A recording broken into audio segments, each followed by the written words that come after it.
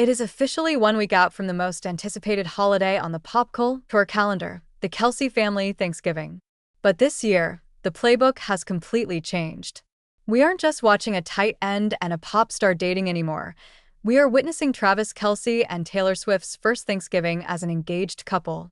While the media frenzy descends on Dallas for the Chiefs-Cowboys showdown, a very different scene is being prepped in Philadelphia, where Jason Kelce is armed with a deep fryer and a mission to redeem his culinary reputation. From diamond rings in the suite to dangerous cooking oil in the suburbs, this is a tale of two Thanksgivings. Last year was wild, sure. But this year, we aren't just talking about a pop star dating a tight end anymore. We're talking about the first engaged Thanksgiving for Travis Kelce and Taylor Swift. We're talking about Jason Kelce trying to redeem his culinary reputation in Philadelphia. And we're talking about a massive Thanksgiving Day showdown in Dallas that is going to split the family across state lines. Today, we are breaking down the entire itinerary. From who is actually cooking the bird, to the specific stadium suite arrangements for Taylor, and the new traditions Jason is trying to force into existence. While the NFL schedule is chaotic, Jason Kelce, now firmly retired and living his best dad life, is keeping things traditional, but with a twist. Jason recently opened up about exactly what is going down at the Kelce household, and I love the honesty here. He flat out admitted that while he is in charge of the kitchen, he is not doing the heavy lifting. He revealed that the MVP of Thanksgiving is, unsurprisingly, his wife Kylie, along with her mother. They are handling the majority of the cooking, the sides, the casseroles, the stuff that actually tastes good. But Jason does have one job. He is on protein duty. And here is the funny part. Jason Kelce, a man who could eat anything, actually hates traditional turkey.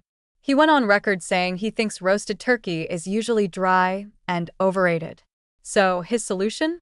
He's breaking out the deep fryer. For the last few years, this has been his lane. He's frying the bird to ensure it actually has some moisture. If you've never fried a turkey, it's dangerous, it's messy, and it is so on brand for Jason. But the part of the interview that really got me was his plan for the day after Thanksgiving. Jason is determined to start a new family tradition where they cut down and decorate their Christmas tree on Black Friday. He admitted they haven't successfully pulled this off on schedule yet, but he wants that immediate pivot from turkey coma to Christmas magic for the girls. It's wholesome, it's chaotic, and it's exactly why we love Jason and Kylie. They are the grounding force of this family, while the media whirlwind spins around the other brother. Now, let's pivot to the high-octane side of the holiday. While Jason is battling a deep fryer in Philly, Travis is going to be at work. And the NFL schedulers did not go easy on the Chiefs this year. It is Thanksgiving Day. 4:30 p.m. Eastern. The Kansas City Chiefs are in Dallas taking on the Cowboys. This is prime time. This is America's team versus the dynasty. So, what does this mean for Taylor? Well, insiders are reporting that plans are low-key, but focused entirely on supporting Travis. Since the engagement announcement back in August, Taylor has been glued to the sweet life, and Thanksgiving will be no exception. Expect to see her at AT&T Stadium. But here is the logistical nightmare. Usually, Thanksgiving is a sit-down affair. When you have a 4:30 kickoff, your meal is stadium food. Or, it's a late-night catered meal at the hotel.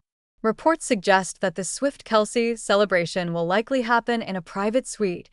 We've heard rumors that Taylor, despite her massive fame, loves to bake. Remember those Pop-Tarts she made for the offensive line? There is a very strong chance she's bringing something homemade onto the jet to Dallas. But ultimately, this is a football-first holiday for them. It's a reminder of the sacrifice that comes with being an NFL partner. Even if you are the biggest pop star in the world, the schedule dictates your life. We cannot talk about a Kelce holiday without talking about the matriarch, Donna Kelce. Mama Kelce has a golden rule. Football is family. With Jason retired, she doesn't have to split her heart between two teams anymore, but she does have to split her geography. Jason confirmed that Donna contributes her famous signature dinner rolls to the family meal every year. It's a staple from their childhood. But with Travis playing in Dallas, my money is on Donna being in Texas. Why? Because Jason has Kylie and the girls. Travis is on the road, on a holiday, in a high-pressure game. Donna usually gravitates toward the son, who is working. Plus, let's be real, the media loves the shot of Donna and Taylor in the suite together. It's the money shot. I'm expecting Donna to maybe bake those rolls early in Philly, freeze them for Jason, and then hop a flight to Dallas to be with Travis and Taylor. That is the level of dedication this woman has. This brings us to the elephant in the room, or should I say, the diamond in the room. This is the first holiday where Travis and Taylor are fiancés.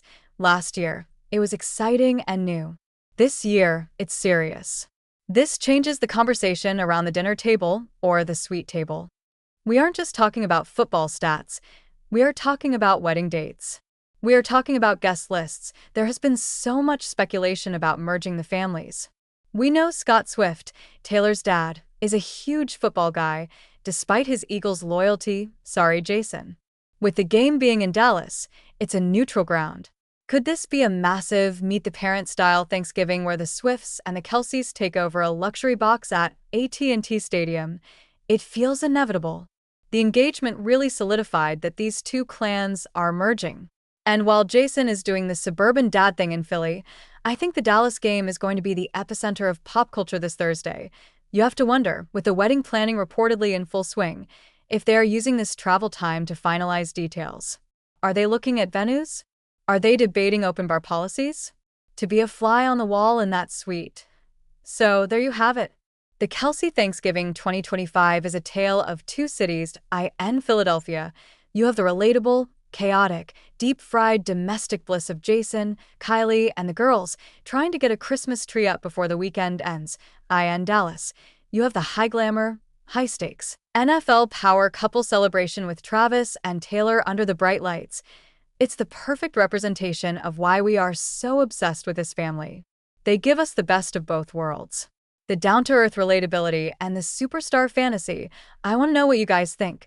Would you rather be at Jason's house risking it all with a deep fryer, or in the suite in Dallas watching the Chiefs with Taylor? Meanwhile, here's what they've discussed about holidays in the past.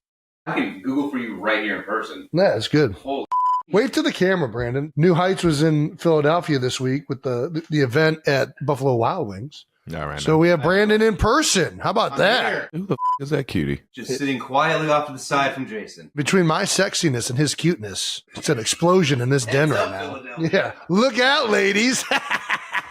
Jake's upstairs because he didn't pass the cuteness test. He's up in the ugly room. You can't come down. It ain't right. Stay up there, Jake. You know what you did. Welcome back to New Heights, presented by Wave Sports and Entertainment, brought to you by the all-new Experience Smart Money debit card. The debit card that builds credit without the debt. So convenient. We are your hosts. I'm Travis Kelce. This is my big brother, Jason Kelce. New Heights episodes drop every Wednesday during the NFL season. So subscribe on YouTube and wherever you get your podcasts, and follow the show on all social media at New Heights Show with one S.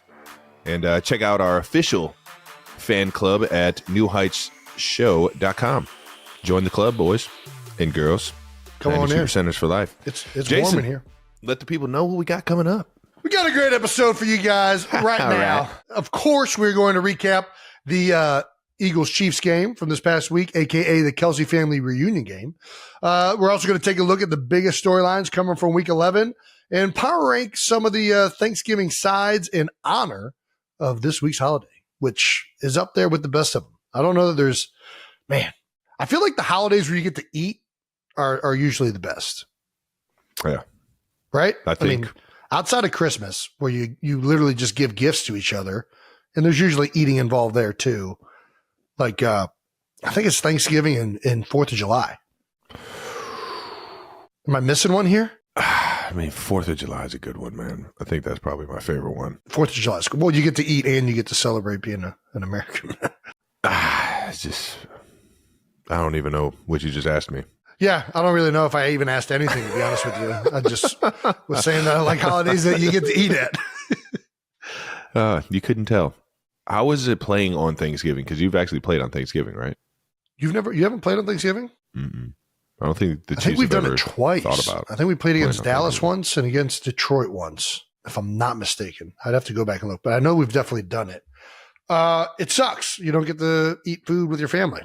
I don't remember ever really having Thanksgiving like we did when we were kids, because every single Thanksgiving we have practice in the morning. Well, we also early on we would go play football if we didn't have practice. We would go play football outside. A few of the times in Cleveland it was snowing already during Thanksgiving.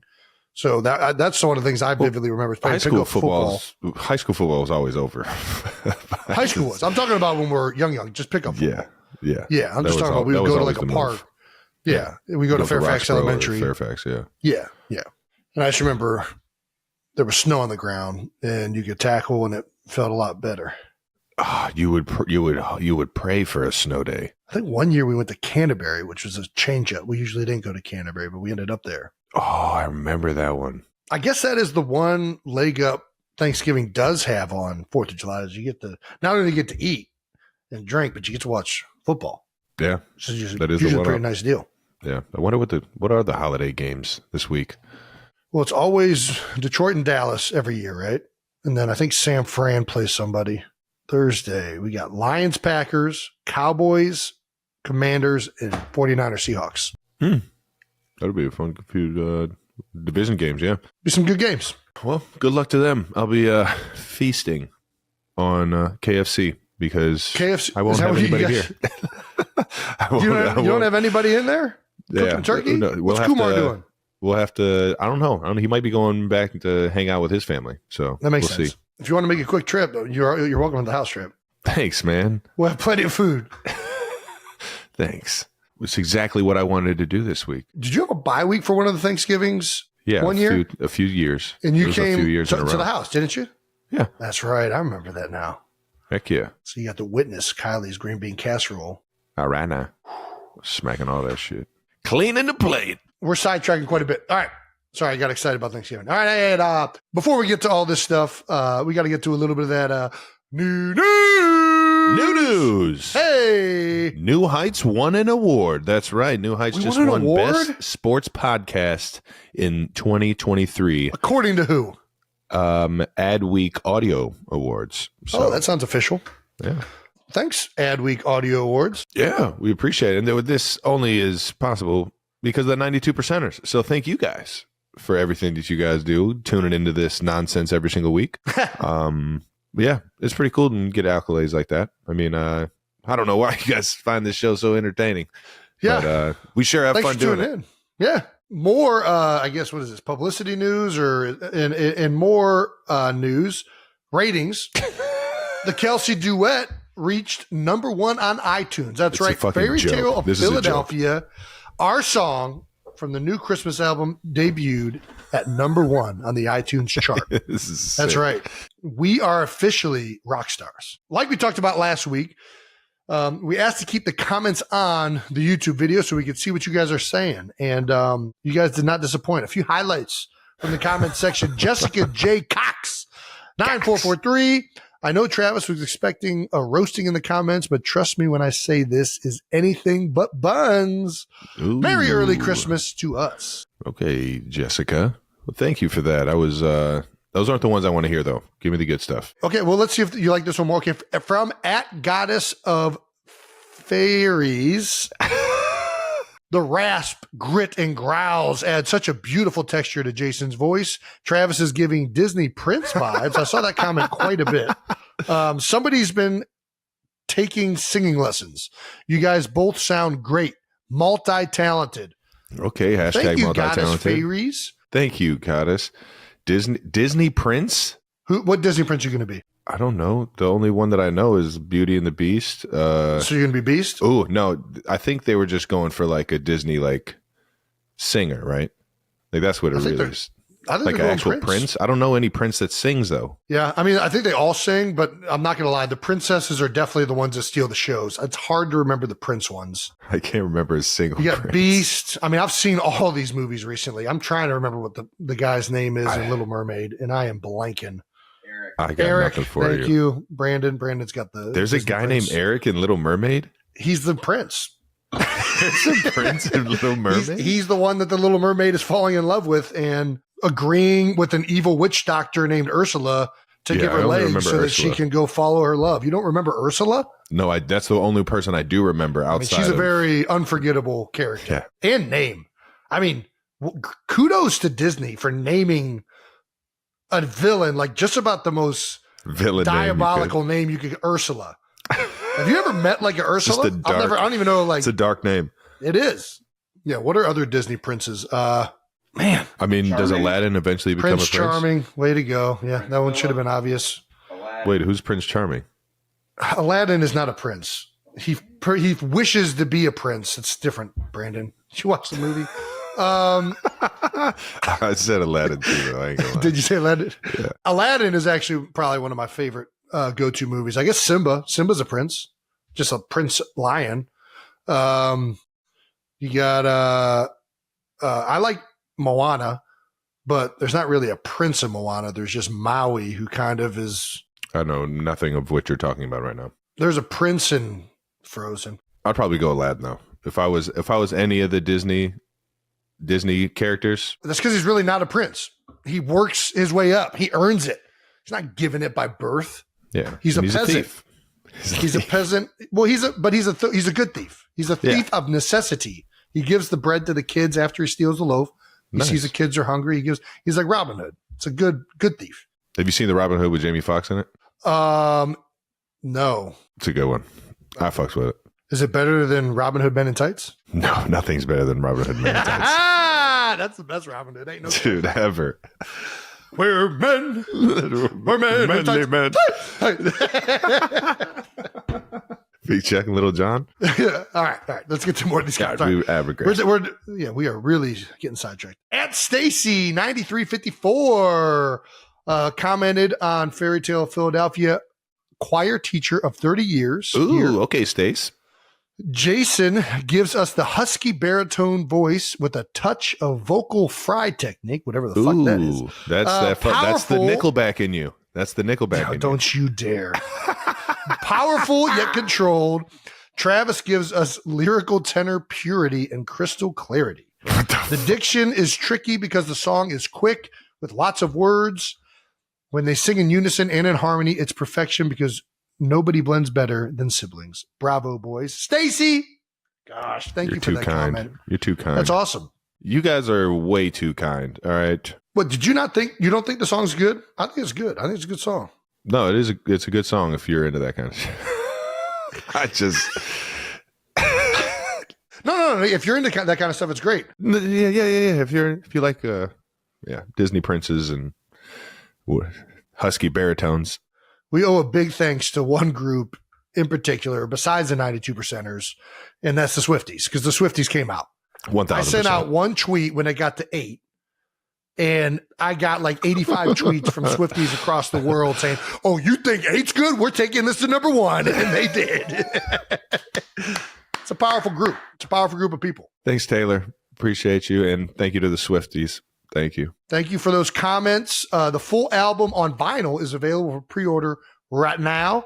Sales from the album will go toward the Children's Crisis Treatment Center, Children's Hospital of Philadelphia, CHOP.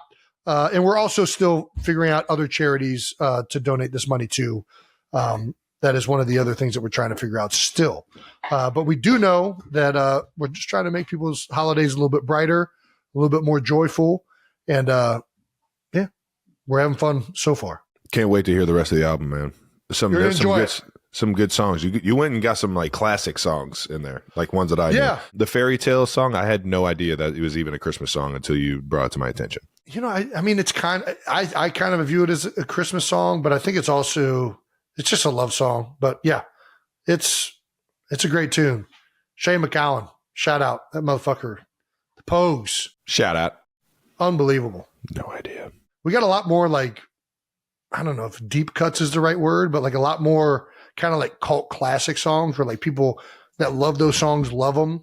Last year we were hitting like more just upbeat, happy Christmas stuff. Now we got some songs in here this year that showing are off them vocals. pretty specific.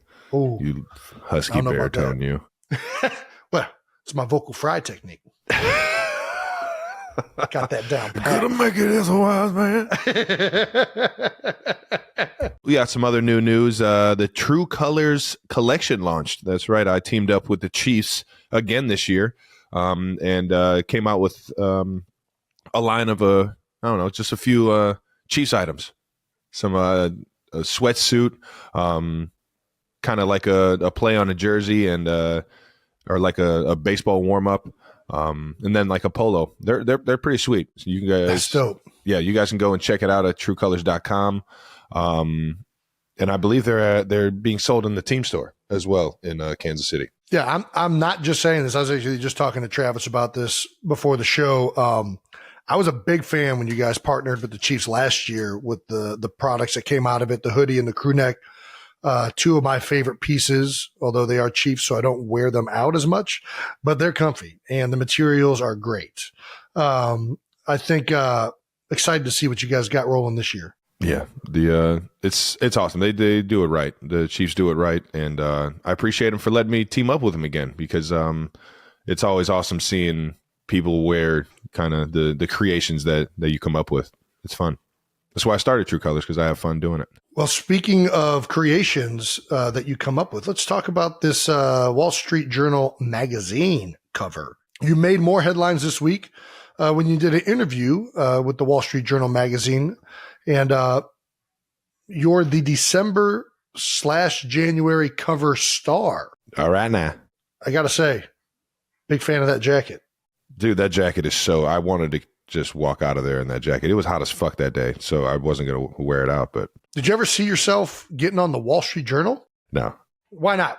I just feel like it's, gosh, I don't know. I've always looked at the Wall Street Journal like it's like not sports at all. Yeah. You know, or so I just entertainment, never really. Like Wall Street Journal is pretty much, hey, it's about business. It's business world, yeah. Yeah. Which is cool. It is. As I've been getting more and more ingrained in the business world, getting into investments and teaming up with different companies. It's been cool. And they did an awesome job with the article. I thought it was cool how they showcased just my love for not only Kansas City, but my love for the people that I have around me. And yeah, it was awesome. Well, what's the bigger honor? Don't lie. Wall Street Journal magazine cover or Sexiest Man Alive finalist? Wall Street Journal. You're a finalist. Yeah, I'm not on the cover. You're on the cover. You almost made it though. It was close. It was close. I mean, just couldn't beat out pretty much anybody. So the topic of retirement also came up in this article. So the only thing that I've really never been open about is the discomfort, the pain, the lingering injuries, the 10 surgeries I've had that I still feel every single surgery to this day, more than anyone could ever imagine. Yeah. Listen, this is my game. Don't go stealing my strategy. I am the one who threatens retirement and talk about retirement all the time. That's not your game. Don't steal my move. I can't. So I just gotta shut up and just keep going. Yeah. I don't know. Yeah. What caused you to, I guess, you really haven't talked about it before. This is kind of the first time you've really been, vocal about, I guess, some of the things that make it hard to play into your 30s, mid 30s. Yeah. And feeling it now more than ever. That's the way it goes. And I mean, it is what it is, man. The surgeries, they take a toll, man. They take a toll. They do. I was fortunate. Unfortunate I got the knee surgery, but once I got back out on the field, I've been fortunate. I haven't had too many problems with that situation since then. Yeah. I mean, I would say successful surgery. 1,000%. I mean, you've played how many consecutive snaps for a while? Like, I know you missed a game earlier this year, but like outside of that, yeah, so it worked. You've been available. Yeah. I don't know. I think, yeah, it's, every one of them linger though. And it is what it is. What bothers you the most? Man, I don't even know if I want to tell. I don't want to give this to defenses. You don't want to give it to defenses? Yeah. I'll tell you straight up. I don't care. I mean, it's my hips. If I can get my hips warmed up, I feel like everything else kind of just falls into place. My ankles kind of hurt. My knees hurt. But I feel like if I activate the hips, if I get the glutes turned on, adductors turned on, hip flexors turned on, I'll figure it out. Well, yeah. I mean, core. If you activate the core, everything else kind of falls in place. Yeah. Wall drills. I'm with that. You're psycho. Fire them glutes. All righty. Let's talk about maybe the biggest news from this past week besides the Kelce family reunion game, and that's the Travis Kelce tweets circa 2009 to 2011. Trav. Man. Everybody's a big this was fan of College Travis Twitter. Fuck. What's hilarious is that nobody followed me back then. And I followed you. no, you didn't. Back then I did. When I actually followed people. There's no way you ever commented or you never tweeted at me or respond or like replied to a tweet. You never liked a tweet. Yeah. So you didn't follow me. But I will say that I've been trying to get all those tweets deleted. Like I've been trying, like since I've gotten to the league, I'm like, gosh, I want all those things to get deleted.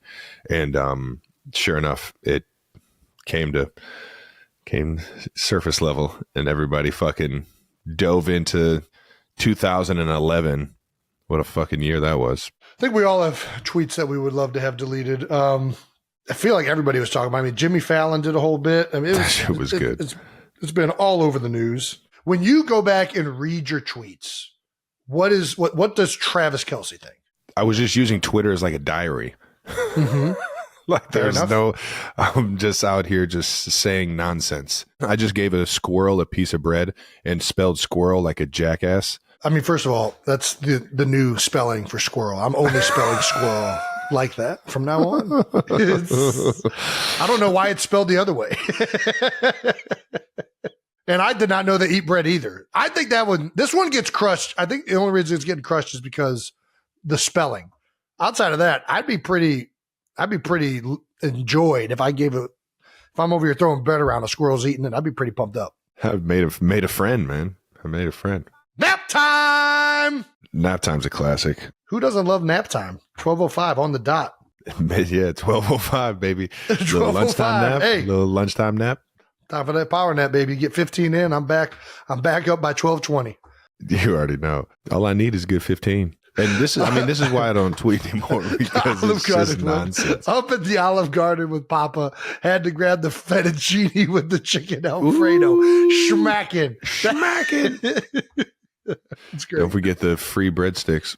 Olive Garden was one of my favorites. Olive Garden, Red Lobster. Dude, the cheddar biscuits. I could go there right now and fuck my stomach up and just absolutely house those cheddar biscuits, little shrimp linguine. Yeah. Some chicken Alfredo. What I feel like and this is going to be an interesting thing for us because everything we're doing right now is being documented, right, on this podcast.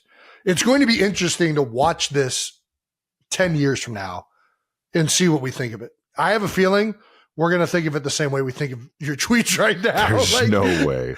I guarantee it because this is the way stuff happens.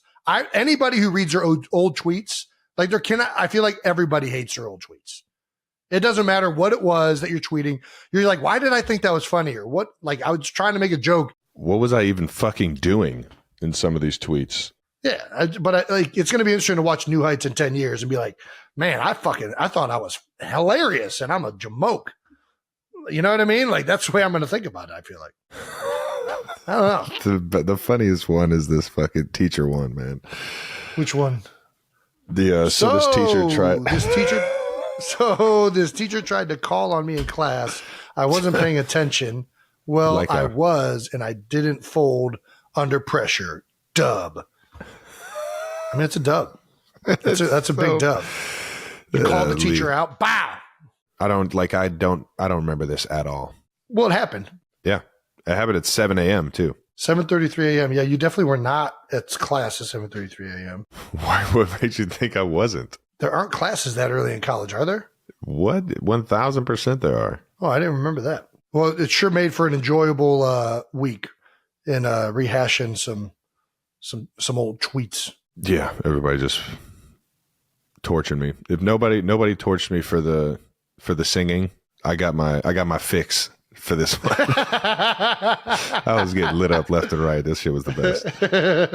Moving on, it's time now to answer a few not dumb questions. That's right, because there's no such thing as dumb questions, just dumb people.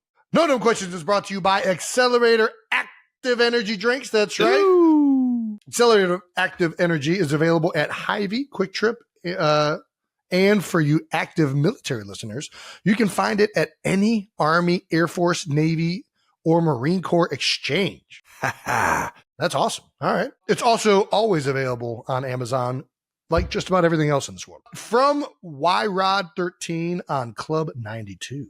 Since Thanksgiving is around the corner, what is your favorite dish? And what is one that you absolutely hate?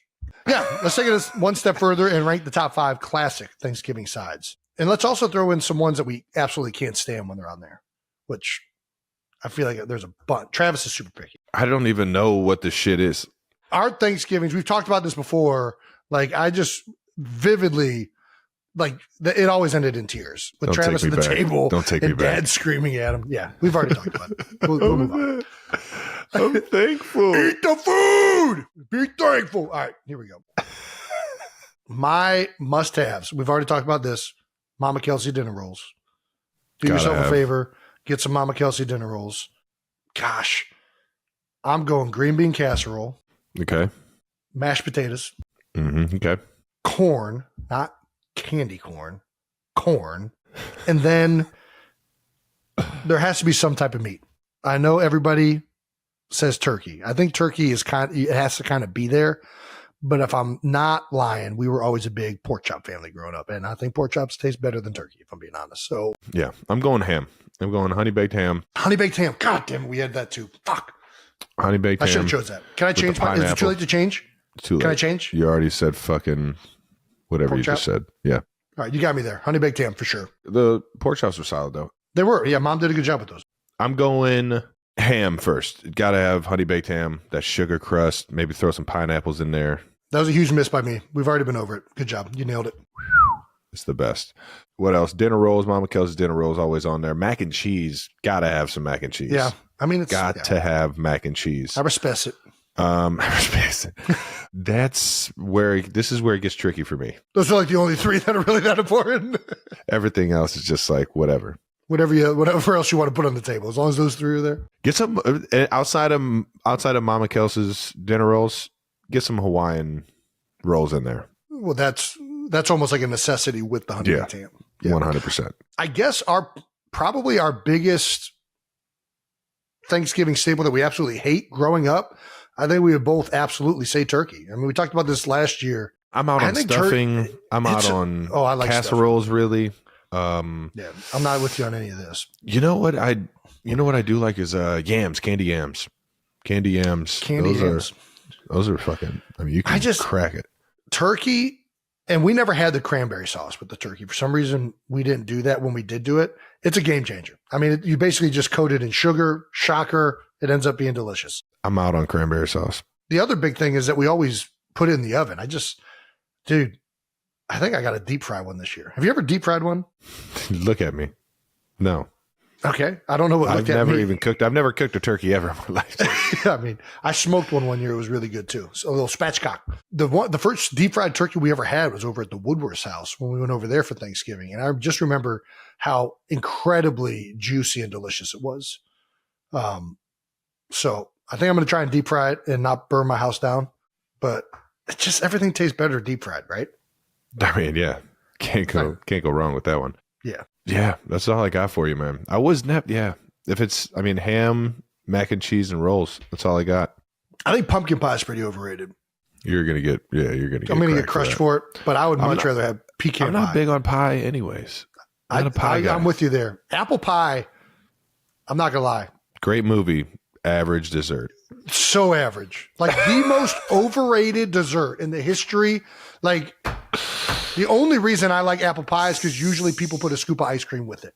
Ooh. Outside of that, I want nothing to do with the apple pie. It's usually just it doesn't do anything.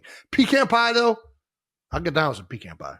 Are you, you're not an apple guy though? Like you don't like apple juice or eat apples? I love eating apples standard. Little Honey Crisp. I like eating apples. I don't like apple juice. I don't like, apple sauce can be pretty good too. That's one of the good things about having kids. You get reintroduced to apple sauce.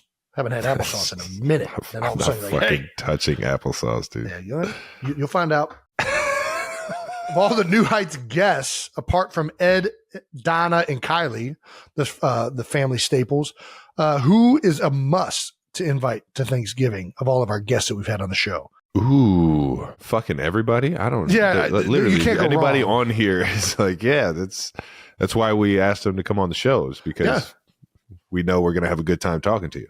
I think outside of our teammates and coaches, because I feel like whenever you're on a team with somebody, you kind of become like family. Mm-hmm. And for those of you that don't know, I guess that's another way to bring Thanksgiving into football. It's very common in football to have Thanksgiving with your teammates and your family, especially in college when you're away from your family. Yeah. A lot of times you partner up with guys that are local and you do Thanksgiving at their house. So I don't know, for the last, I don't know how many years, like 20 since you've been in college, we've been doing Thanksgiving a lot of the time with our teammates. So I think that's a unique thing that maybe not a lot of people know. We had our Friendsgiving last week or on Saturday. Nice. Good. Yeah, it was awesome. All right. But if I'm going outside of teammates and coaches, I mean, number one, I don't even know if this is debatable. Charles Barkley. Sure. I mean, come on now. You already know it's going to be the best Thanksgiving you've ever had. Yeah, there's nothing that guy, there's no room that guy cannot entertain. Yeah. And he'll tell you when the food is ass. He'll tell you when it's the best. Yeah. He's going to be openly honest with a hint of humor. He's going to be thankful. Unless it's bad, then he's going to tell you. I think he's still going to be thankful though. I can see it. Yeah, that's fair. Outside of Charles, I mean, after that Julian Edelman episode, I don't know that, dude, he was electric. I think that would be a great one. Maverick for sure. Give me Rich Eisen, dude. I think that's a good one. I missed Rich when he came on the show, so I'm dying to be able to hang out with the big guy. Not only did we have Rich on the show at the Combine when I was there, and that was my first time really meeting him in person. Broadcast boot camp. I also went to LA and did his show out in LA. And I could have talked to that dude for 24 hours probably. Like it was, he's just got that type of personality. And that's the type of thing you want at Thanksgiving. Who's going to control the table and drive the conversation so that we're not just sitting here munching on some food? What's going to make this an entertaining, invigorating conversation? And I don't know that anybody on this list is going to do that more than Rich Eisen. So I think it's a good pick. That's a solid pick, a solid draft pick for the Thanksgiving of guests from the New Heights shows. So, yeah, I think that's a pretty good list. But as we said, we'll take any of them. Yeah, we'll take everybody. Come on through and be thankful. That was No Dumb Questions, brought to you by, of course, our friends at Accelerator Active Energy Drink. Moving on to wrap up our game from this past week, as well as what happened throughout the NFL in Week 11. Eagles-Chiefs, Kelce family reunion game ends. Eagles 21, Chiefs 17 on Monday Night Football. Man. Feels like just the defenses out here just have a clue this year, man. Yeah, man. It's kind of been the story of the league, it feels like, for this season. Yeah, no, it's everywhere. It's everywhere, right? It's not just us, the Chiefs. We've struggled in the second half in a few different games. I don't think we've put up very many points in the second half, and it's been a focal point. We know this, and we have been definitely focusing on trying to be better and trying to put up points, especially to help our defense out because our defense is playing fucking fantastic. It's a weird season, seeing, I don't know, a lot of the big offenses in the league kind of get held to under 20 points or under 3 scores. Yeah. It's the defenses have been lights out, and it wasn't any different this past week. I mean, we knew coming in that Spags was doing some outstanding things as a defensive coordinator. That team plays together. Your team on defense plays together as a unit just about as good as anybody. I mean, it's impressive watching it when you're not playing in, and it's impressive being out there. And it also wasn't made easier being at Arrowhead. I mean, dude, that you know as well as anybody, rocking. Dude, Spags is going to mix up looks. He's going to give you everything he can to throw you off, either stemming the front, spiking guys, blitzing overload from the boundary, blitzing overload from the field, blitzing single backers, zero blitz, different formations. He's going to try and mix it up as much as possible. And when you're on the road and it's as loud as it is at Arrowhead, you forget how hard it is to communicate all that stuff. Communicate, yeah. On silent cadence, guards are looking back. You're trying to make sure everybody's on the same page. And I'm not going to lie, that threw us off big time in the first half. I mean, majorly. And And that starts with me. It's me and Jalen that control the communication of it. It's my job to make sure that everything is as clear as possible for all the guys I'm playing next to. Yeah. And we didn't do a good job of that in the first half at all. We did a much better job communicating in the second half. That was the main emphasis going into halftime was, dude, we got to get this cleaned up. Well, you guys did. You guys got it cleaned up. And for us, I mean, I kind of talked about the second half points and not being able to help our defense out. It's just obviously my turnovers are killing us. Penalties are absolutely killing us. I had one of both. I had a holding penalty and a drop and a fumble. It was it's just I'm not playing my best football right now, man, and it's pissing me off every fucking time I go out there. But as a unit, we're still together, and that's all that fucking matters. Nobody's pointing fingers. Nobody's, guys are getting fired up because guys want to be successful. I'm one of them. But we're still a tight knit group. You know what I mean? And as long as you got that, you got a fighting chance, man. And we're 7-3. Still one of the, I feel like we still control our destiny with the teams that we play in terms of getting the 1 seed. And we're just going to keep coming to work every day, man. And to Chiefs Kingdom, sorry that we didn't show our best football out there in the second half specifically. But I'll tell you what, man, you got a lot of guys in that locker room that give a damn, and we'll get it fixed. Outside of the Denver game, which is probably your guys' worst performance to date, I mean, the other 2 losses, including our loss, you guys have the ability to look at that game and say, like, listen, we are a big reason that we lost the game. You know what I mean? Like, that's the reality of it. Turnovers in the red zone, drop passes. There were plenty of opportunities for both teams to win the game throughout the game. And it was sloppy on both sides. Both offenses, I think, did not operate. We certainly didn't operate at the level that we wanted to. You guys dang sure didn't. The ball didn't fall your way at the end of the game. But hey, 7-3, knowing Andy Reid, the quarterback you guys have, the way the defense is playing, it's only a matter of time before you guys are clicking on all cylinders like you have been in the past. Yeah, we got to get this thing clicking. As long as there are things that are within our control that we could have done to win the game, we can get that fixed. Yeah. And you just got to have the right mentality coming into work, man. That's all. No doubt. And I could definitely be better as a teammate on the sidelines, trying to be a leader and things like that. And also, being accountable when my number's called. Yeah. Just got to be better, man. It's frustrating game, but we did run the ball well in the first half. But really the majority of the game, our running backs were getting downhill. Our O-line was playing great. And that's a hell of a defense to be able to run the ball on. I mean, you guys are the first defense that's done it, or the first offense that's done it. And it's things like that you could take away from the game and know, like, all right, this is what we're capable of doing. And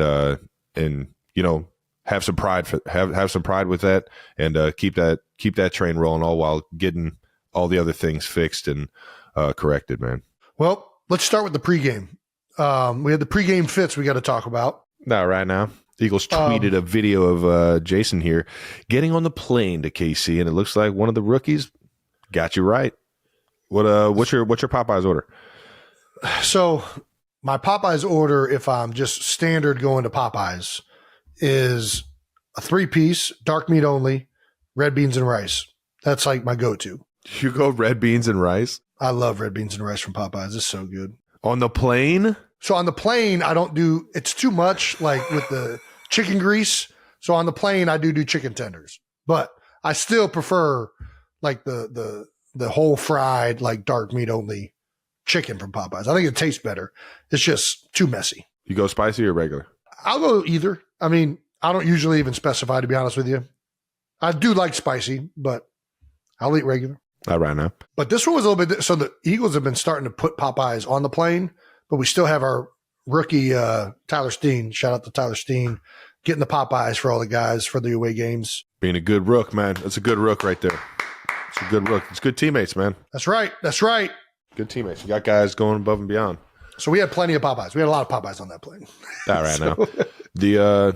I believe we go Chick-fil-A. So Sunday was the travel day. Sunday. So we couldn't do Chick-fil-A. They still are being archaic. What are we doing, guys? Open your goddamn doors. Well, outside of your Popeyes, your fit was amazing. You wore your Letterman's jacket, your Cleveland Heights Letterman's jacket, and flip-flops, thong sandals. Yeah, I wear flip-flops all the time. I don't even know why this is newsworthy. It's my go-to. Get right between them toes. Yeah. I don't like bending down to put socks on. I don't know what you want me to tell you. Bending down to put socks on. It's easier to just slide them puppies on and head out the door. I am outside for a maximum, like with those sandals, of, I don't know, 10 seconds. So like people are like, how could you survive out there in the cold? Lady, I was at a hotel. I walked into a bus. Like, do you think I'm like trekking through the city of Kansas City in flip-flops? No, if I was doing that, I wouldn't wear flip-flops. I just think it's ridiculous. So you didn't even pack a pair of shoes? No, I'm not packing. I pack light. I get toiletry bag. We talked about this. Some shorts to sleep in. This shit's hilarious, man. Dude's got a Letterman's jacket, sandals, and a Louis bag. This is good shit. I'm just surprised that Letterman jacket still fit. I mean, it's a good fit. Yeah, no, it's a sweet jacket, dude. It's nice and broken in. The H on there is fucking classic. I wish I would have got one of those when I was there. You opted for the class ring. Class ring. Had to choose in the Kelce household. Yeah, you don't get everything, but you do get chose something. some bling. I did. Shocker. Still got it too, baby. Do you? Still got it. Yeah, for sure. I'd love to see that. Ooh. What color is it? Gold? No, it is not gold. It's silver. It's a silver Heights class ring. That is one. I like gold so much more than silver or platinum or whatever. Like, yeah, I fucks with Super it Bowl all. rings. We need to go back to gold Super Bowl rings. I think it's just better. I think we had gold ones. You guys did? Mm-hmm. I'm jealous. Allison Ricard on Instagram commented on the photo of Jason wearing the jacket, and she said, "How on earth did Jason know where his high school Letterman jacket was and not his Super Bowl ring?" Well, I wear my Super Bowl ring places, and when I wear it places, I just kind of throw it in a glove compartment or drawer. Yeah, or sock. That he doesn't wear. Yep. He doesn't wear my, socks, but my he uses jacket them. is hung up and I haven't worn it in a while, so I knew exactly where that sucker was. And it's probably lost right now because I probably just threw it on the floor, so it's somewhere around there. Yeah. Classic. Trav, you went with the Dallas Texans varsity jacket. Yeah. It was Letterman jacket day, man. Yeah. My guy, HC the Great, Harry Clark, had a themed game, knowing that it was a family reunion game. So everybody that showed up to the suite had a Letterman's jacket on, man. It was dope. I got a picture somewhere. We ended up taking pictures somewhere. I don't know how many Heights guys, and I was the only guy in the Heights. I thought when Harry told me that everybody's wearing Letterman's jackets, it was going to be like all Heights Letterman's jackets. There wasn't one Heights Letterman jacket. You're the only one that has it. That's why. Oh my gosh.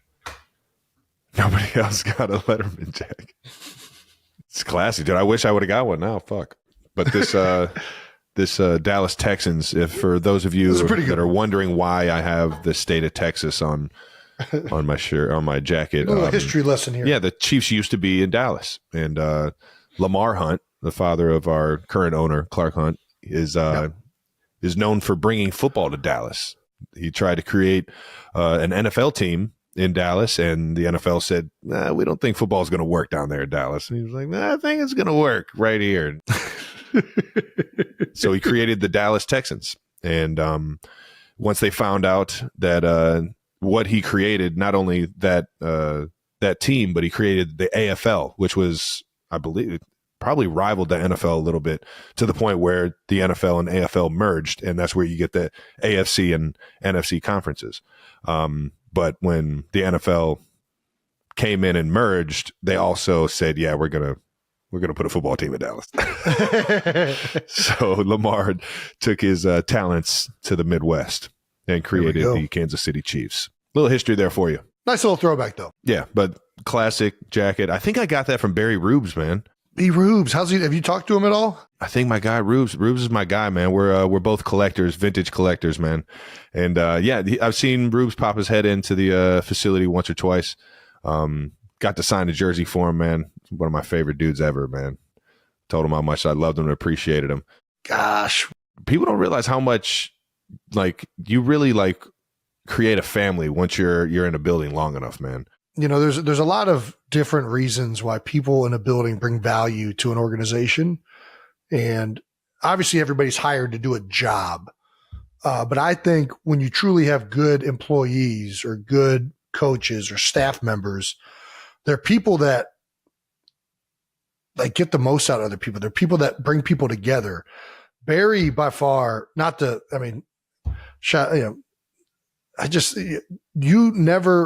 nobody ever didn't enjoy talking to Barry Rubin. Yeah, Barry Rubes. And I think that he had a way of connecting with guys and making people excited and happy when they were in the weight room, on top of being a great strength coach. And we sure as heck missed him the moment he left Philadelphia.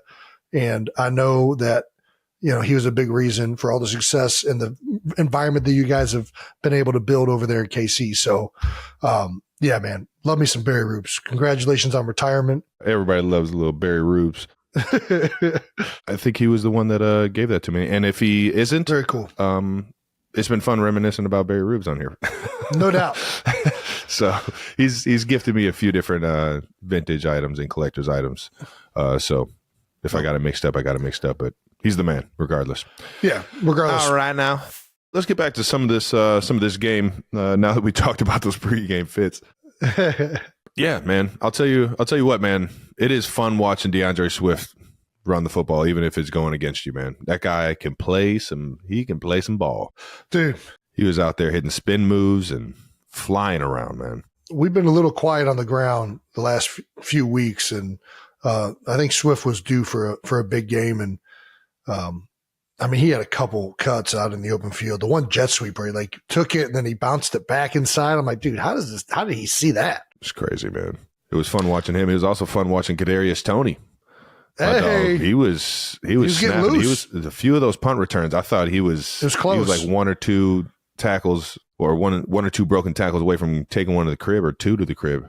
Yeah, getting that guy the ball, man.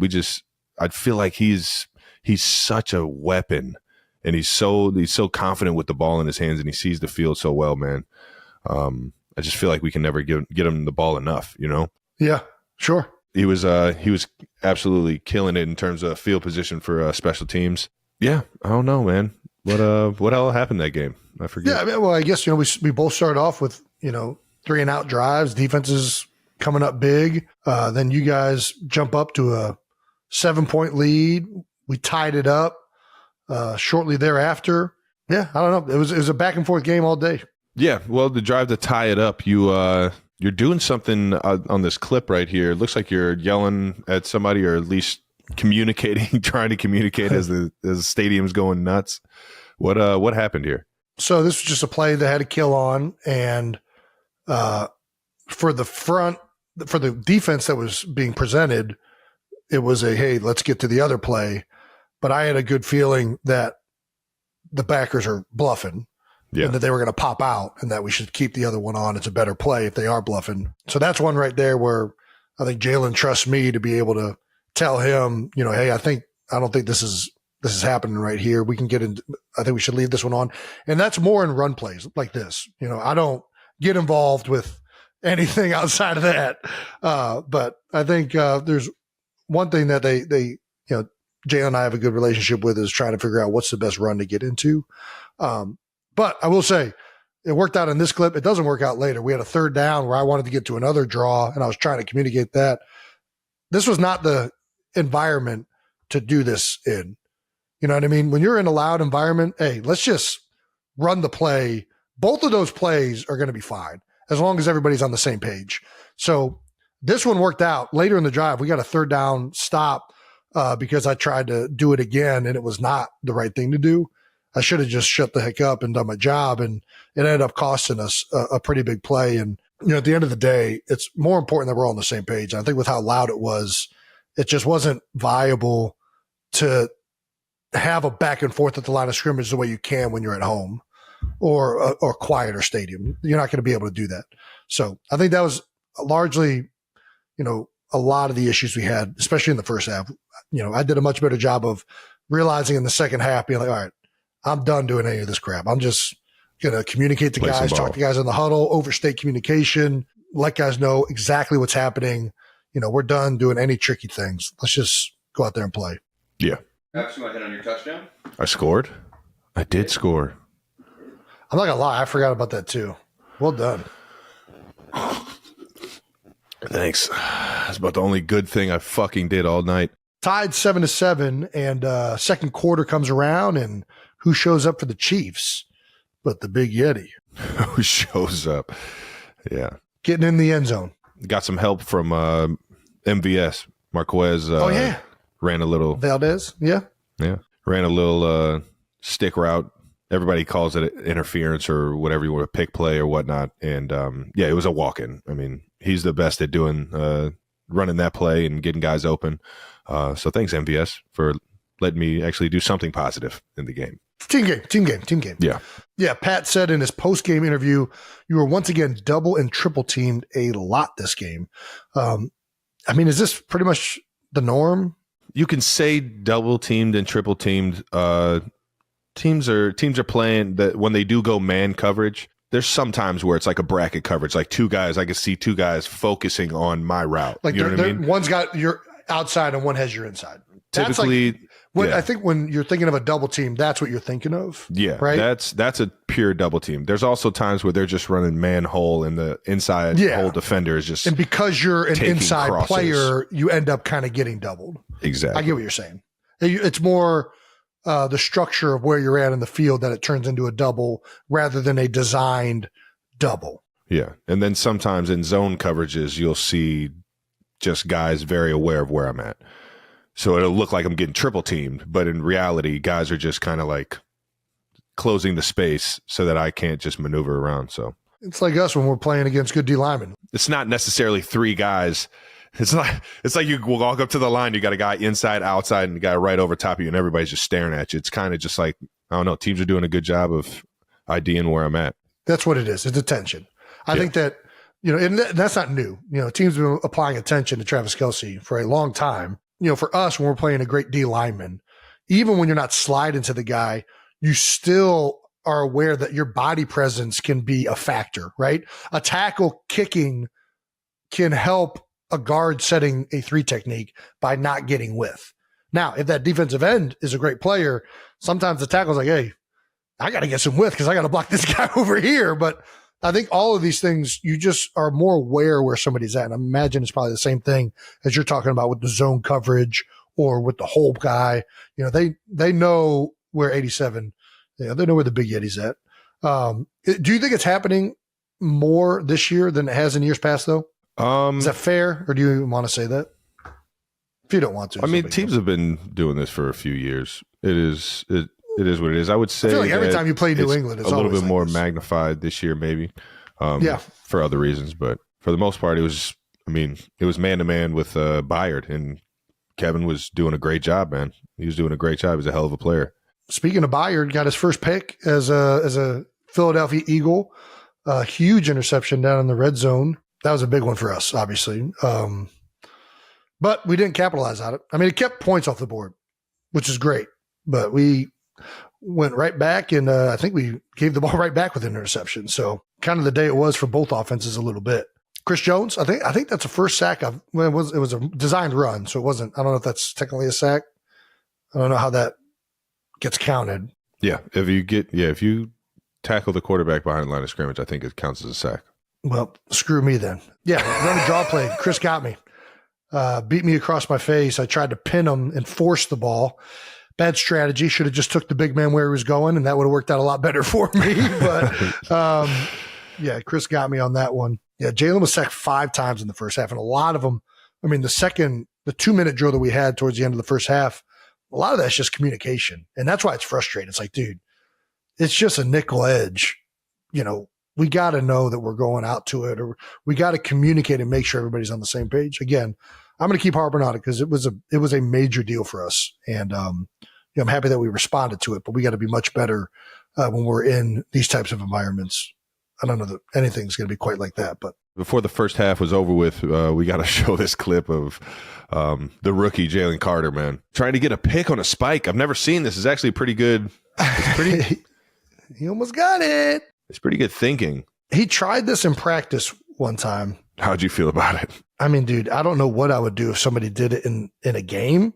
You know what I mean? Like, I don't know how I would respond. Like, I wonder what's going through Creed's head. Like, what the fuck is going on right now? I'm gonna have to ask him. Yeah. Get back to you. That's but, I mean, that's some good shit. It's creative. Shit. It wasn't close, but it was. No, I mean, it definitely wasn't. But I mean, it was close. It wasn't close to being caught. It was close to being tipped. Isn't there like a clip of somebody clocking it and hitting somebody's shoe and like bouncing up and somebody getting a turnover off of that? No way. I'm pretty sure there's a clip of that somewhere. But that's what this reminded me of. That'd be fucking, dude. You want to talk about. Because you're only clocking it to save time because you're trying to score. You're trying to like come back. So to turn the ball over on a clock it like that. Be bad. Yeah, Jalen was asked about this play after the game and said he got the idea from the internet. Apparently, he saw a high school kid do it on YouTube.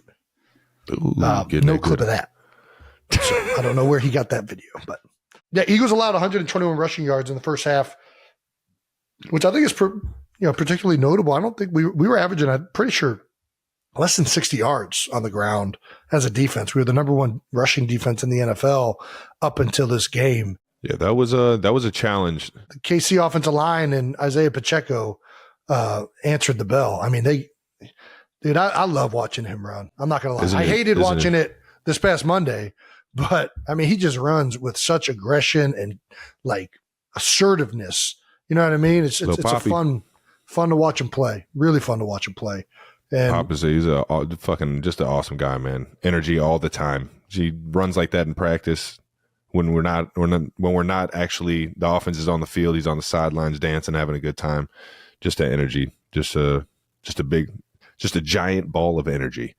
The guy just fucking brings it, man. That was a challenge. That was a challenge presented by the coaches to the offense to be able to get this run game going against, like you said, the best run defense in the league. And that was kind of our note at halftime too, is to keep that going, keep that thing going, and because it was keeping you guys off the field for the biggest part, dude.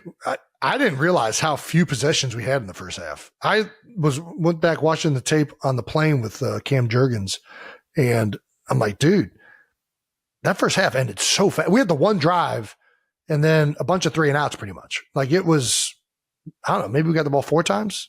It was not, you guys did a great job of controlling the clock in the first half. No question about it. Well, that was our thought going into the second half. You guys kind of bowed up on the running, on the run game, at least for your defense, and got the run game going yourself with DeAndre Swift. We did. And the other thing that I think, you shouted out Tony on the punt returns a little bit. I got to shout. I mean, Britton Covey has been one of the most underrated parts of our dude. He's flying around, man. He makes good decisions back there, and he gets positive yards. And that's all you need. That's all you need back there. That's a big thing. Positive, man. Yeah, just don't stealing make something 5 to negative 10 yards. Big. Yeah, I know, right? If huge. you can steal 5 to 10 yards, that shit's huge. And he had a big one that in the third quarter that set up our, I think, second scoring drive, or a second touchdown, where he had a 27-yard punt return. But he's been great all year. He's been, honestly, he's made a lot of plays and set us up in a lot of good situations as an offense. And it's been, it makes it so much easier. And you enter the field with a little bit more just like confidence when somebody does something like that. You know what I mean? The momentum feels a little bit better.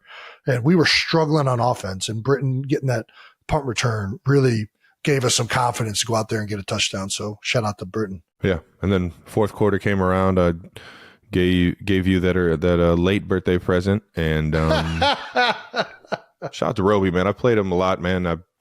He got me on that one, man. I thought I had that ball fucking high and tight, and I did not. I don't know. It didn't look like you had it. I'm not just saying this because I think Roby, I mean, he got a really clean shot at it. 1,000%. Like, I don't know that it wasn't that held. I think he just really, I don't know. I don't know shit about ball security. I'm not gonna lie. It looked like he had a good hold on it. I had a great hold on it. I was wrapping it with my other arm, and he just fucking he hit it out. And he just hit it clean. It was just like a perfect punch. I was thinking more, I don't know, get down, and he caught me slipping, man. and I fucked over our team. This is something that I guess we actually focus on this, and I'd be curious to know if you guys focus on this too. Do you guys, when you're going down, Nick talks about this all the time. It's like the highest chance of a fumble is either going down or getting up off the ground. Definitely practice that. And it's definitely something we had to talk about. Yeah, 100%. You have to. I mean, when you see and you look at fumbles throughout the league, like I just had, it happens so frequently. I don't know, until Nick really started pointing that out. I guess I had never really noticed it, but that's something that he's always harping on. And which is the worst when you harp on it and you talk about it all the time, and then you go out there and do it. But I mean, you had the clasp hand. I don't know, whatever. Yeah, I got you. I know but yeah, I hear you. I mean, we got the ball back after that. We had another turnover after that fumble, right? I don't think it was a turnover. We got the ball. You didn't score on that. We did not score. You guys got the ball back. And I think did you guys score after that? No, we didn't score at all after that. We didn't score in the second half, Jason. God damn, you guys had all 17 points in the first half. I'm an idiot.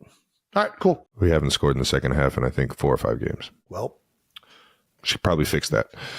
What do you think starts with my are the dumb ass reasons holding on to the fucking ball, huh? What do you think are the reasons for the second half struggles? Turnovers, fucking penalties. I mean, it's the same shit. It's the same shit. Turnovers and penalties. It kills you. I'll let you know. I think us on the sideline, the moment Pat gets the ball back, we're thinking, the worst. This guy's been the best second half quarterback over the last, 7 years, right? I mean, he's like Mr. 2-minute comeback from behind QB. And it's like, I don't know. It's very interesting that you guys are struggling in something that you've probably been the best in the league at over the last. I mean, it's not just one guy here or there. Everybody can harp on MVS and the deep ball that he was tracking. You can harp on that. You can harp on my fumble. You can harp on, penalties here and there. It's focus and coming together and playing as a team, man. Everybody's kind of getting a piece of not being accountable right now, and we just gotta keep growing. I think it sucks when you lose, and it feels like the fucking season's over with when you lose, especially when you lose in the fashion that we have this year. But we know we got a great fucking team, man. And sometimes you need to go through these growing pains. I mean, I've been a part of teams where we've been a part of some ugly losses, and that's changed our perspective and changed our demeanor and how we approach the days and how we handle situations in the future. And that's how you learn in life, man. That's a life lesson right there. Being able to, correct the things that need to be corrected. And that's where we're at right now. And I said it a million times already since we've been on this fucking broadcast, or whatever this is. Is this a broadcast? We got a lot of guys that care about the outcome. So we'll be back in the building tomorrow figuring it out. No doubt about that. Well, yeah, that's pretty much it. I think obviously the last thing that really happened was the big throw from Jalen to Devontae, which was really our biggest play through the air all night. It was something that was too good to be true that Jalen hadn't thrown a touchdown or got the weapons in the pass game going. Yeah. And sure enough, at the right time, you guys were able to put one together. Yeah, man. I'm not going to lie.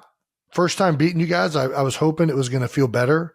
But knowing how poorly we played offensively, it felt bittersweet. Really did. It was like, man, I don't know. We didn't go out there and really take care of business the way we wanted to. I know you guys don't feel that you did it. I don't know. Felt weird after the game, if I'm being honest. It's the NFL this season, man. It's been weird like that all fucking year for a lot of teams. Yeah. And a lot of games. But that's why it's any given Sunday, ladies and gentlemen. So keep this thing fucking moving, man, because it doesn't sound like either one of us really want to talk about that shit anymore. Yeah. Let's pick it up. LeBron's stat of the game. Jalen Hurts registered his 10th game with multiple rushing scores, tying Cam Newton for the most career games with 2 or more rushing touchdowns scored by a quarterback. That's a LeBron stat right there. That is a LeBron stat. That's very much a LeBron stat. Well, the last bit that we're going to talk about with this game before we move on to player insights around the NFL is per Adam Schefter, ESPN's presentation of the Super Bowl 57 rematch, which I refuse to call it that, between the Eagles and Kansas City Chiefs was the most watched Monday Night Football game in 27 years, drawing more than 29 million viewers. Awesome. Got to play your worst in front of everybody. It's the best. It's another Buns record. Travis Kelce, ladies and gentlemen. Just add it to the fucking Buns list. Stop. The audience of 29 million viewers, 21,000, is the television franchise's best since the Green Bay at Dallas game in 1996, when 31.5 million watched. The new mark spans more than 450 games in the entire ESPN era of Monday Night Football. Yeah, pretty cool. Yeah. I think that's pretty dope. All right now. It's cool. It's real cool. Shout out to ESPN. Thanks for bringing that to my attention, Adam. All right, here we go. Let's bit the joy up. A little happiness. So here we go. All right. Player insights on NFL storylines. Trav, what happened around week 11? What do we got? First thing I really recognized, I was watching the Browns game. Browns took down the Steelers 13-10 with their new rookie quarterback. How about that? Dorian Thompson-Robinson. And this is their DTR. third quarterback. I actually saw DTR play in college at UCLA. UCLA was playing Cincinnati. Cincinnati went in there and got that dub back when Fickle was the coach. And it was an awesome time. I remember watching that game and having a fucking blast doing it. Nice. You could tell back then DTR was a problem. More importantly, in the third quarter, on a 4th-and-1 play, the Steelers ran a QB sneak with Kenny Pickett. Lost his helmet. That's never good. No, it's not, especially when you're playing Myles Garrett. Because Myles Garrett he's known for using helmets, other guys' helmets as weapons. This clip is great. I don't know who the offensive lineman is for the Steelers. He immediately was like, no. He's like, no. You got to give that back. Not about to beat this quarterback's ass. Ironically, it was against the Steelers. And those of you that remember what Myles Garrett did. Who knows what actually happened down there on that field, but the optics were vicious. We do know that. Fucking electric. Trav, you got a little former teammate action coming around at you. Alex Smith was talking about you. Hey, I don't know if your ears perked up, but it's my your guy former right there. Quarterback Alex Smith had some very nice things to say about Travis Kelce on Sirius XM NFL Radio. He doesn't think you could have gone to a better place than with Andy Reid, and also called you the greatest receiving tight end of all time. All right, now appreciate it. He's played some good ones too. He also brought up something you've talked about before, something Pat has said in interviews. You like to get creative. You're kind of got to be on your toes playing quarterback with you. Nick Foles has also said something very similar to me when he came to Philadelphia after he was with you for a stint in KC. He praised your creativity, your improvisational skills on the field, describing you as someone who never runs the line on the paper, but is always open. Look at some of these routes. I'm sure any fan has seen them. Some of them look horrible. There were times, I guess that's a compliment. There were times when he was supposed to break out and he doesn't, but he's open and he made the right decision. I think these are compliments. Thanks, Alex. No, they are 100%. If you know how I am in the building, these are all comments. I don't know. I think it's more convenient when you do something to get open than to maybe run a line that's on the paper that'll get recognized. You know what I mean? And that's kind of just, and don't get me wrong, I'm not always running my own route. Maybe even this past game, I should do what I should be doing, and that's just running Andy Reid's offense instead of trying to, because I can get into a mode where I try and do too much, thinking that I got to be fucking Superman and help Pat out back there. When in reality, Andy Reid's offense is one of the best offenses ever known to man, and it works pretty goddamn good. Those lines on the paper work pretty damn good. They're on the paper for a reason. Exactly. So I don't know. Maybe I need to get back to doing some of that and get back to just being a Coach Reid product, man, instead of trying to do my own thing out there all the time. I think this is the constant battle that guys that do this are always fighting of, like, it's defensive players, just like offensive players, see patterns and they recognize things and they get used to seeing those things. And sometimes when you're running concepts that you've done a bunch out of certain formations, And like, when you run here, that safety knows to pass it off and he knows something's coming right back where that just was. And I think, I like using JJ Watt as an example because JJ, when he was in Houston, he was unpredictable. Backdoor. He would backdoor you. He would shoot the gap. He would go right down the middle of you. And as an offensive lineman, especially if you're singled up, like that's a very uneasy feeling. I don't know what to do with this guy right now. Like, and you can't, it's almost like you can't be right. Yeah. And now you have to be good. Every player needs to start off doing the line on the paper. No question about it.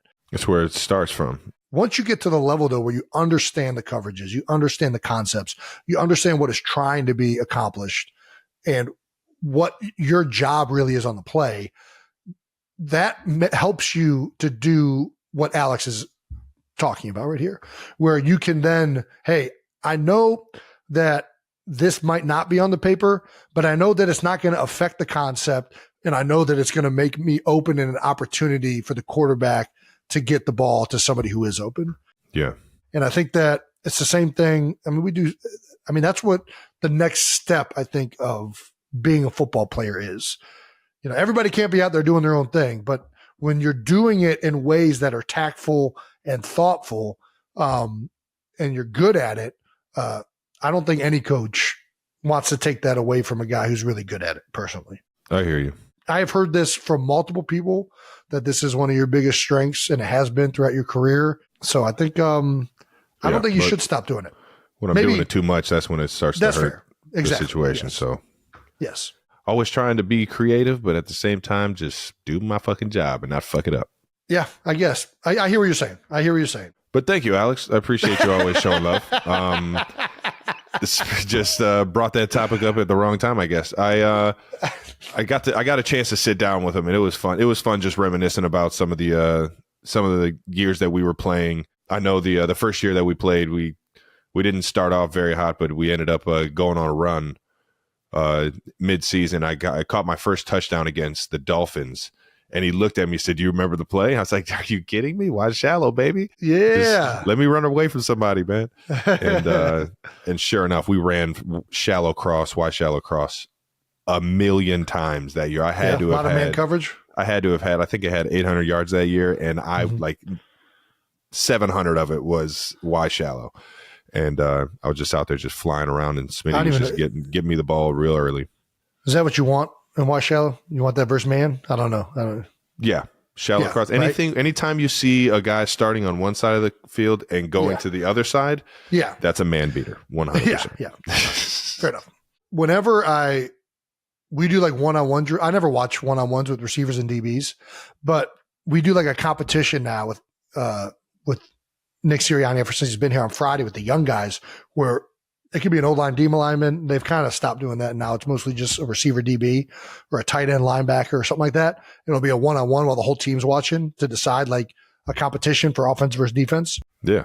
And I'm not gonna lie, I always think it's kind of unfair when like a DB's playing outside leverage and the guy just runs like a crosser. I'm like, 100%. How's he supposed to cover that? That situation, you got to treat it like zero. You can't think that it's single high. You know what I mean? You got to treat that one-on-ones. You got to treat it like zero. You don't have leverage. There's no help inside. Yeah.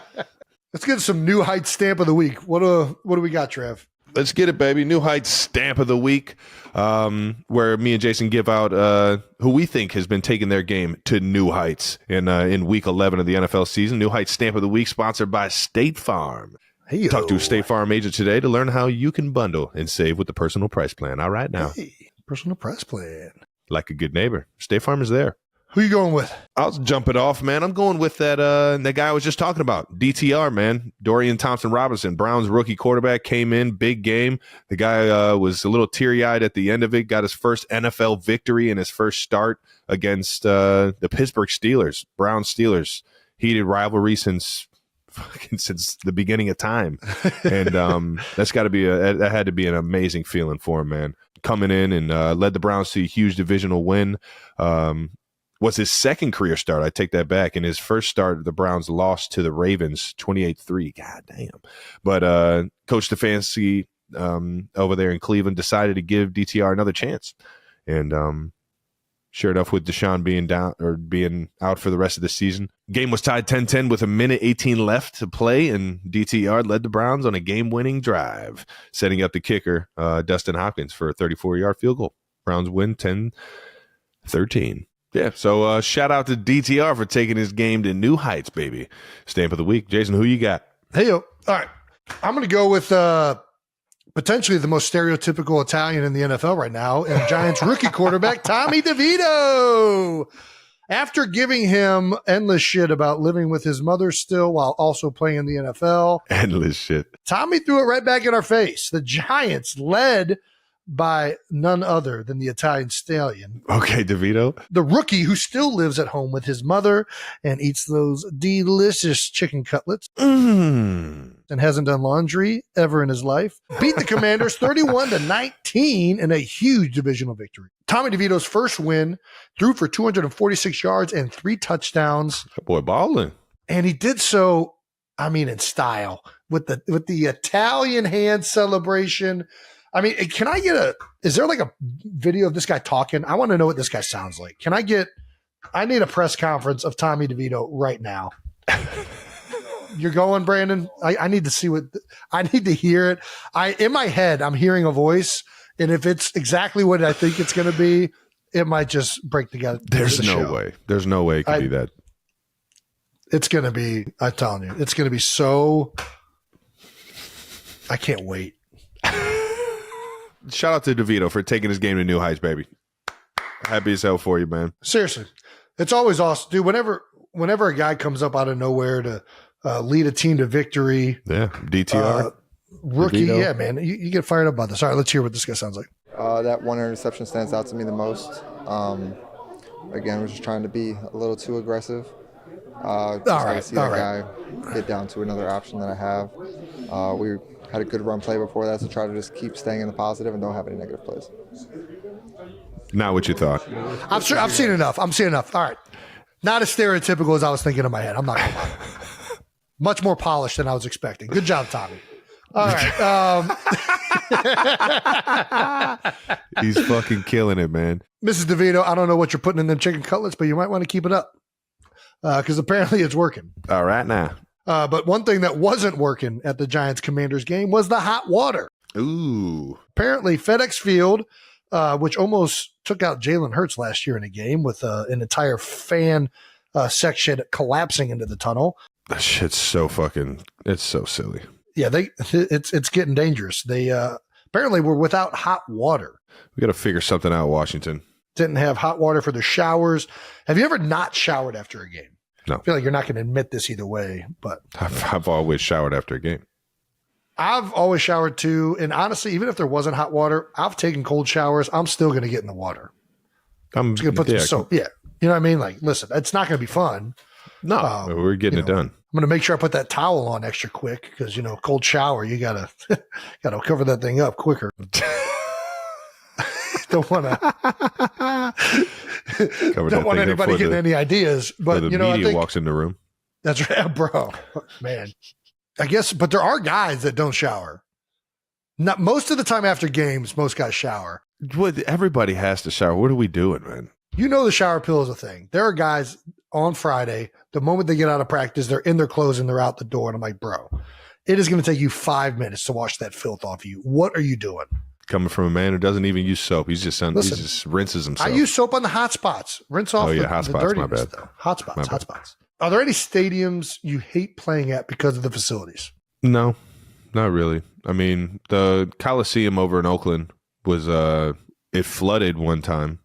Yeah, that was not the locker room flooded. And it was always weird. The locker room was always very tiny. It was like I was like walking around. That's all. I mean, small locker rooms are the worst, but other than that, I really don't care. I'll play wherever. Yeah, I'm with you.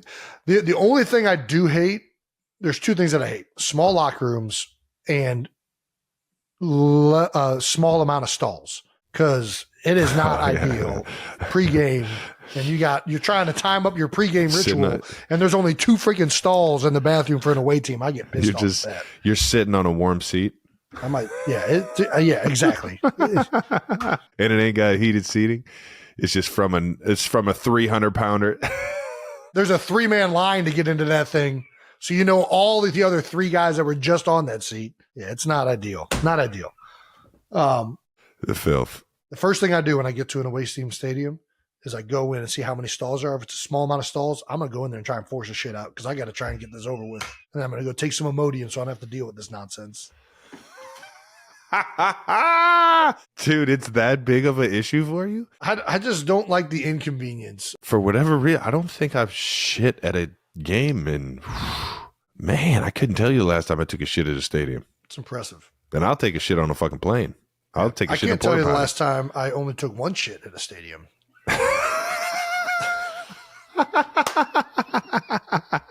That boy's shitty.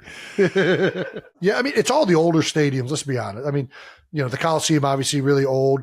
Those stadiums are awesome to play at for the historical the side venue, of it. yeah. No, yeah, it's awesome. like it's like, you know, Lambeau's got a little bit of that. Stadium, Lambeau is unbelievable.